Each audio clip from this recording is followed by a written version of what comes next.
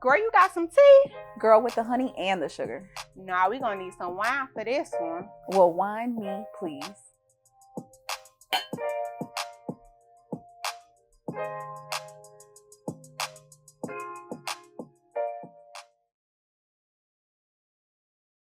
Welcome back to another episode of the Wine Me Please podcast. Y'all, this is series 2. We are talking about interpersonal relationships. Your girl Candace gonna take control over No, this I'm not. I'm she like talking about this. No, stuff, I'm not. I'm so terrible at it. I'm just saying. But y'all know how we do it.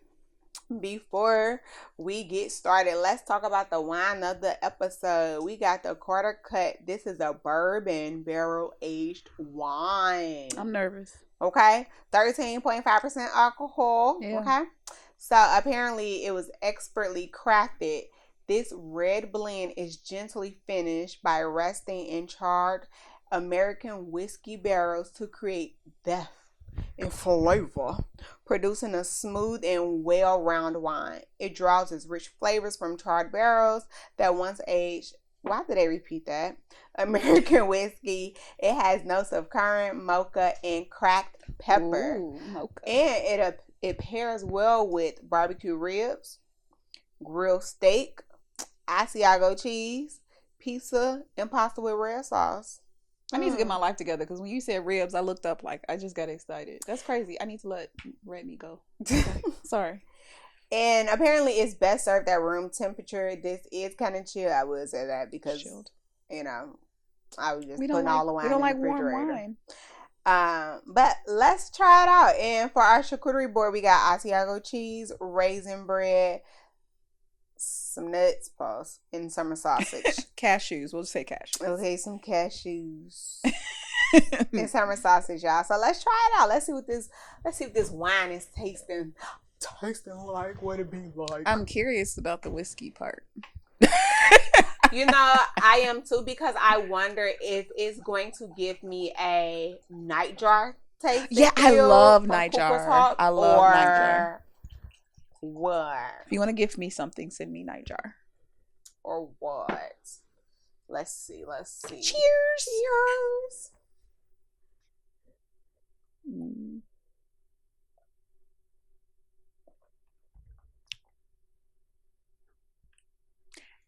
I do like it.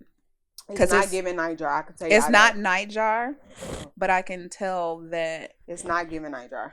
You can mix it to get to nightjar. Like I could tell, nightjar is a base, right? Like it has the wine, it has the Hennessy. Yeah. Something fruity. I don't know what the other ingredient wine is. And cognac or something. Yeah.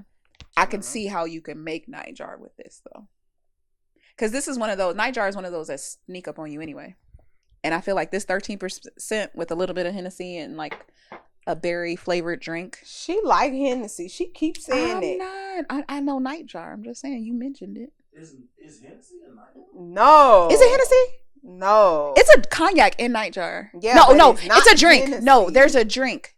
Cooper Hawks has a drink that has nightjar and Hennessy in it. I can't think of the mix. All right, well, I might be misquoting. I think you are, but they have I'm a drink. I'm not gonna hold you to it.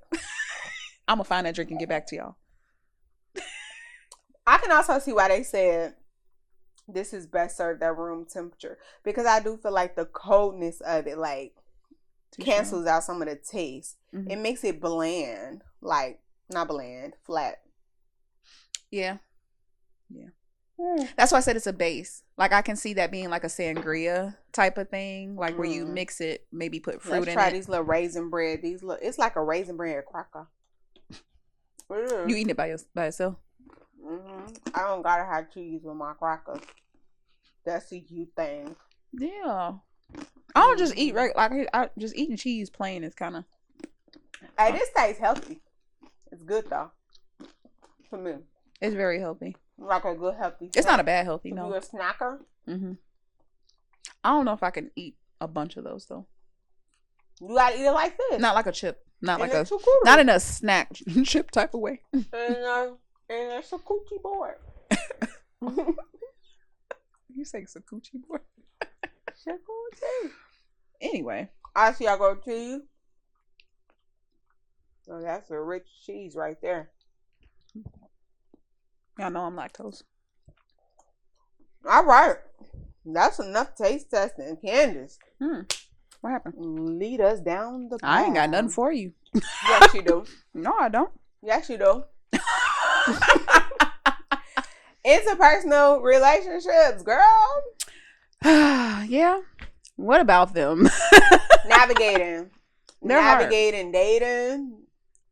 Let's talk about the disparities with women in dating. What do you feel like are some disparities with women in dating?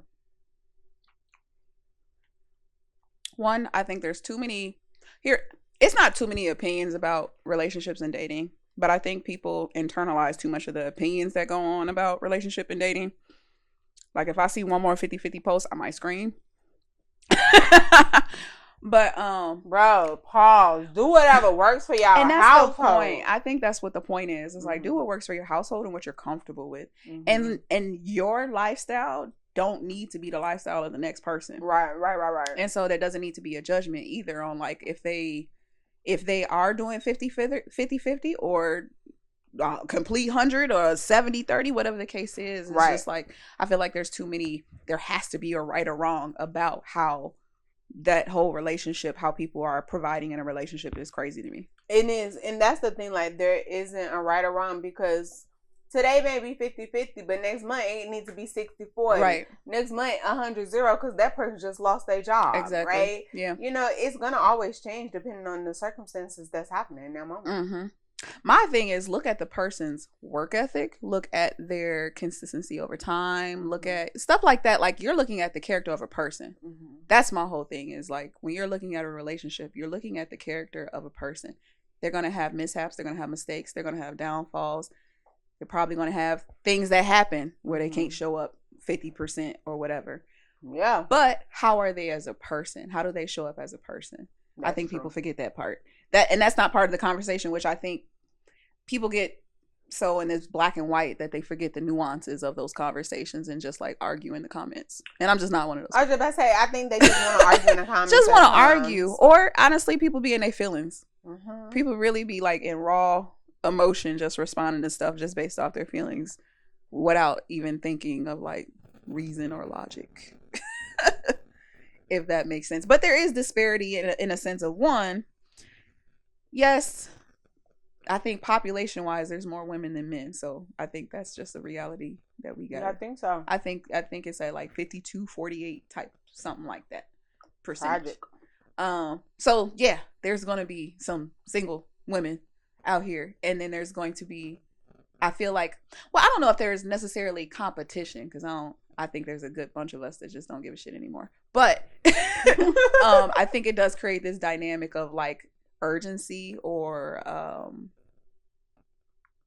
don't know.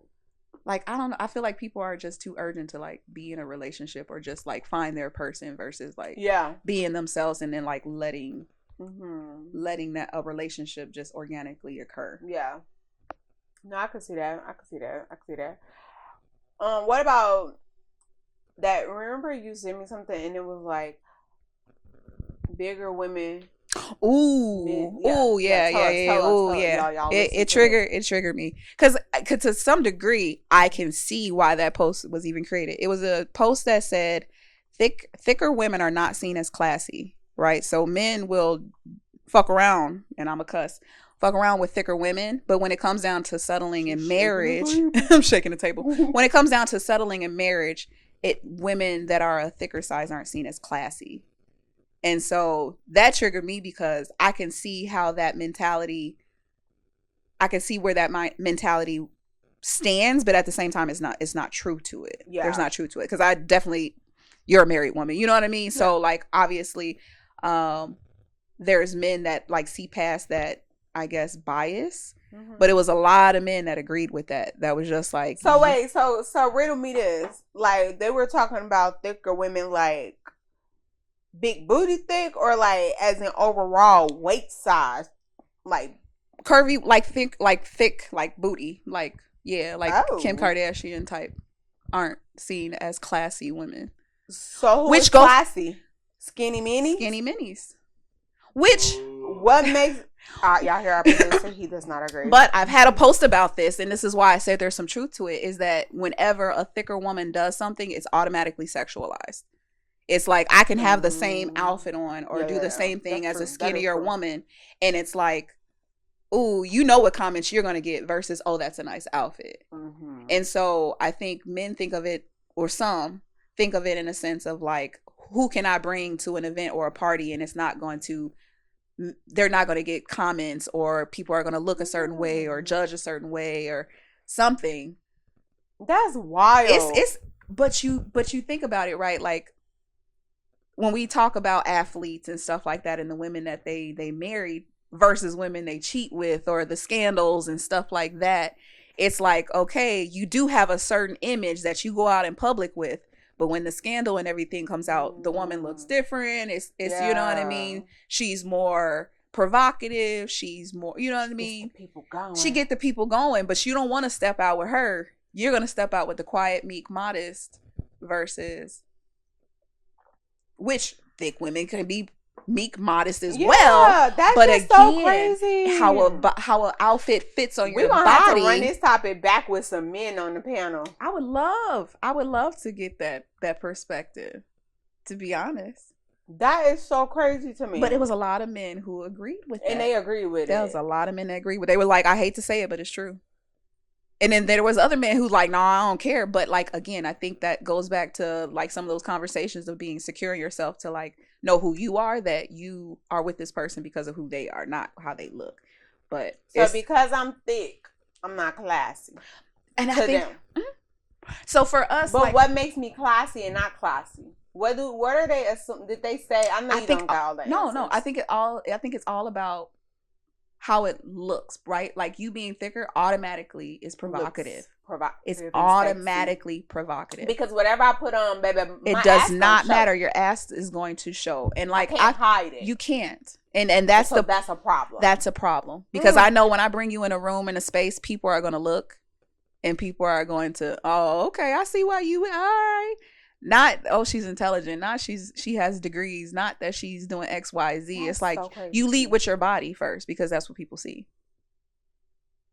But I would think that would be the case for any woman, just in general, because men are visual creatures. They are. So they're going to see because the body they're visual. They acknowledge anything. But because they're visual, they also care about how they think, and I think it's about how they aspire. So if it's a certain level of a success where they care about, and it's not all men, because I don't want people to think I'm generalizing. Right? Yeah, but we're not generalizing. It's a level of success or attainment where they feel like they have to acclimate to their counterparts or peers who have a certain look of women. So, you know, I'm going to pick a woman who is going to kind of fit into that, and I'm not going to break. Yeah, no, and you're right. That goes back down to just being secure within yourself, because my husband be hyping me up and whatever, and I be like, no, because I don't want people to be saying around things, and then because people be quick to be like, she got a husband, she's still out here looking for attention and blah blah blah. Ain't nobody looking for no attention. Half the thing women, social media is for attention. Let's be real. Period. Let's call it what it is. That's why it was designed. Period. Right, but it doesn't mean, that I'm looking for your specific attention and trying to get you to holler and whatnot. No, the reality you can holler at me and I'm be like, a reality of it is a lot of women don't care about the male gaze. They don't. A lot of us like actually thrive off of other female feedback of like, oh, that's a cute outfit. I love your hair. Because we love beautiful things. We're creatures of aesthetics, right? We love beauty. We love things that look nice. And so for us posting, it's like, oh, that's a cute outfit. Oh, you look good. It's not like, oh, I want somebody to be in my DM. Because half the people that be in your DM, you don't even want them there. You be like, look, go and do something. Yeah. Like, because I like when another woman be like, oh, you sis. Where you get that from, sis? Because I ain't gatekeeping. Because they be like, oh, you cute. I'm like, oh, I got this from Target. Exactly. We got pockets. Exactly. If all males, I ain't gonna lie, if all males disappear from social media, I would not be on. Because I'd be like, okay, I'm here for the girls. They'd be like, oh, that's a cute outfit. Because that's who gonna hype you up. Exactly. Especially girls, especially when I be on vacation. And no vacation outfits? They be like, oh, I be like, oh, I got this from Amazon. You want me to see the link? Don't even know. What's your number, girl? Text me your number. I'm going to airdrop right now. And that be the part. That is so crazy. I never knew that was like.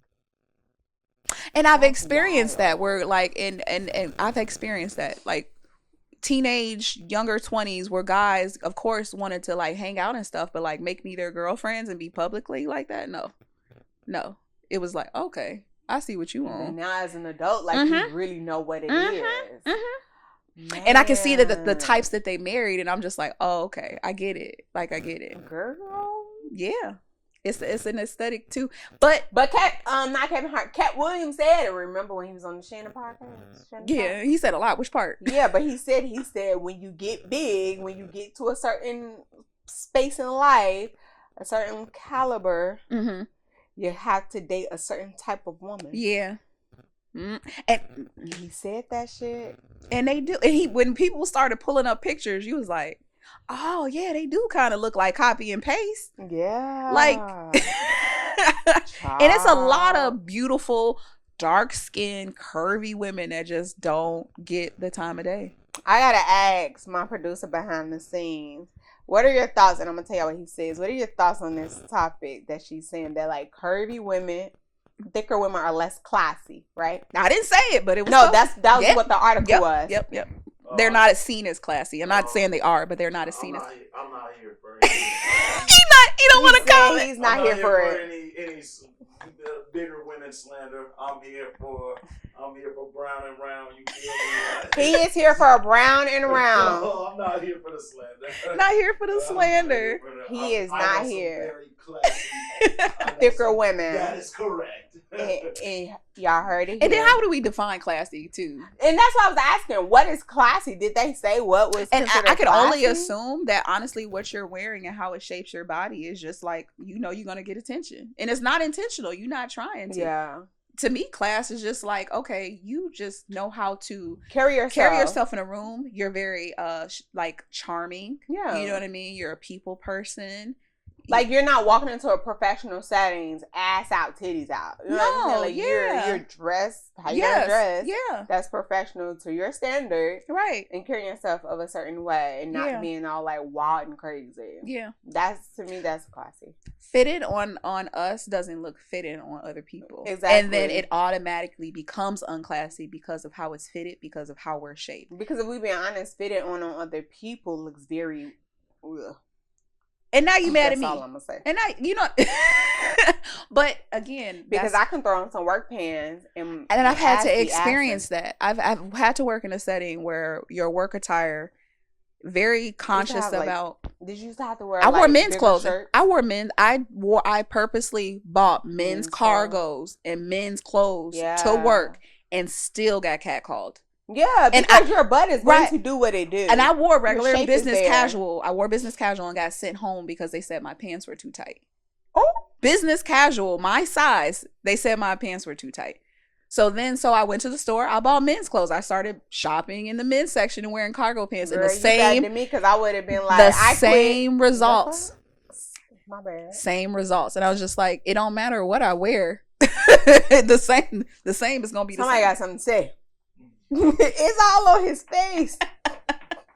He might. I don't. Did you see the post or not? No, it's just because, like, okay, so I'm a manager at a restaurant, okay, and I have a bartender who be wearing these pants, and they be blowing me and she's a smaller girl. She just got some chicks on her. Good for you. Okay, cool. So I pull her. I'm trying to be respectful. Cool. I'm just like, hey, GM ain't say nothing about your pants or nothing.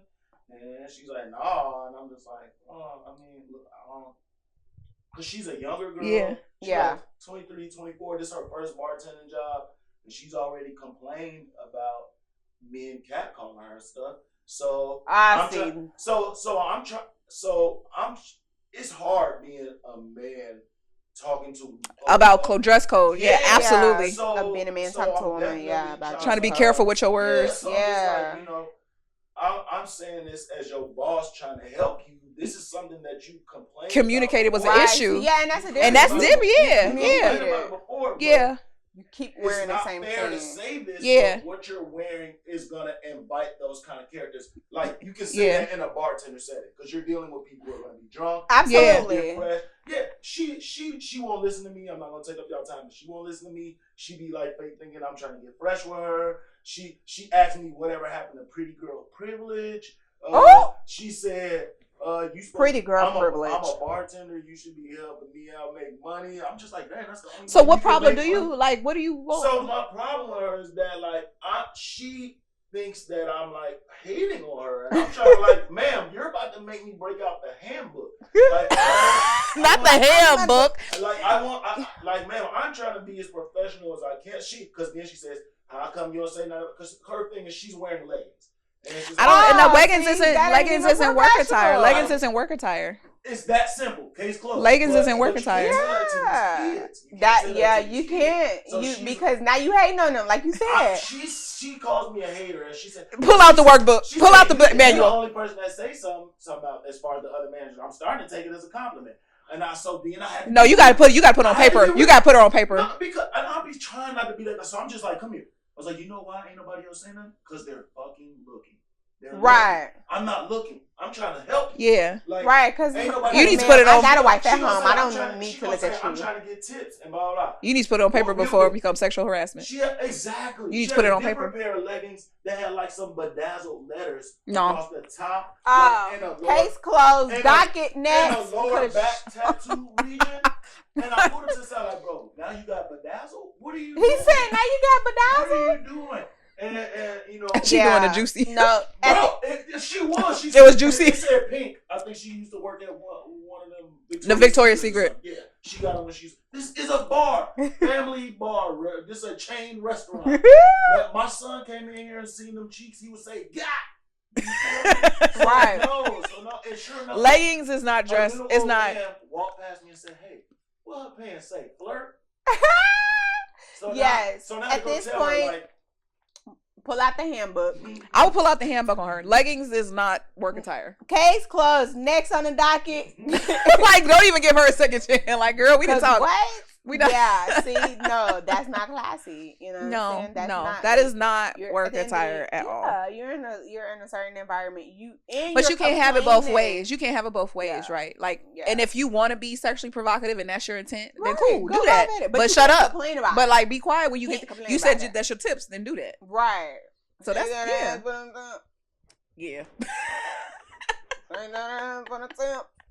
Do what you gotta do. Ain't nobody, but if that's your intention, don't complain. Take that with you.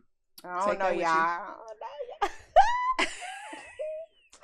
Anywho, you have it, girl. I forgot what was we. Cause that was a real juicy story. We solved that case. We cracked the case. Keep it classy. Keep it classy. Don't complain when you still out here not keeping it classy. Like, come on now.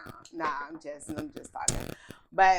But I just, that conversation, I just think, thick women, we should be allowed to exist and not everything is provocative. The other case, we ain't got nothing to do with her. We ain't got nothing to do with her. But us just wearing regular clothes, like it's just wearing regular clothes. We shouldn't be faulted for wearing regular clothes. Like, we didn't do anything wrong. It ain't our fault that the good Lord above blessed me more than you with these yams. Okay? It's not our fault. Period. With these little peaches. Not the peaches. You got a peach booty. I don't know. But either way, I feel like, dating especially in this era, is hard, especially for women. Dating is hard. But you guys, not me because I ain't dating. You guys are navigating. Yeah. And you're finding your beat. You're trying. That's all you can do, right? And, don't allow social media to, take over. Not at all. It's not that serious. It ain't that serious. But as we continue on with this particular series, we're going to talk about a little bit of generational trauma. We're going to have us a guest speaker. And going to tell y'all. And we're going to have a good time, all right? Yes, we are. All right. It's going to be a good time. But as always, y'all already know what to do. Follow us on all social media platforms at Why Me Please Podcast. Share it with your mom, sister, cousin, uncle, brother, stepdaddy, whoever you talk to. Okay? And y'all already know we're not the podcast for tea. So why me please?